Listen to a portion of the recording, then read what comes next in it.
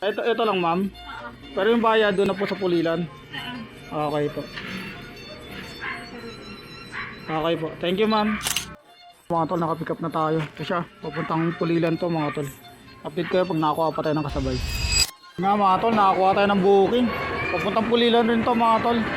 Doon natin pipick upin sa ano, Marilao. Sa Marilao to mga tol. Update ko kayo pag nandun na tayo mga tol. Dito po ba siya no? Mercy Magno. Mercy Magno. Saan po? Sa kabila po.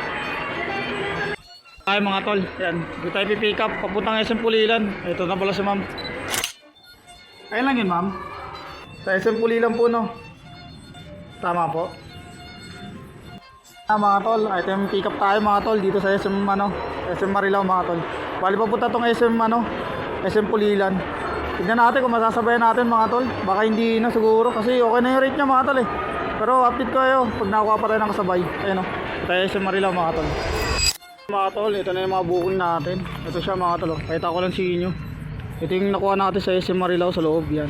May ano to, waiting time, queuing service. Kaya inakat ko na rin sa loob. Hindi na rin tayo talo dito mga tol. Maganda rate na yan eh. Kasi ito isa natin Pulilan naman mga tol. Ito yung una natin na pick up. Tapos may na pick up pa tayong isa, ito pagkain mga tol. Hindi ko na na-videoan mga tol. Ano siya, gurami lang to mga tol. Papuntang tabing ilog.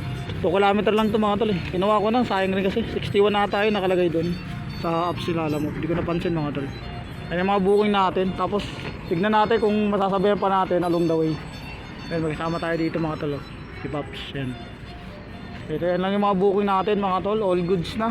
Babakbakin na natin to. Kaya hanggang dito na lang. Ingat sa mga bumiyahe. God bless sa atin lahat.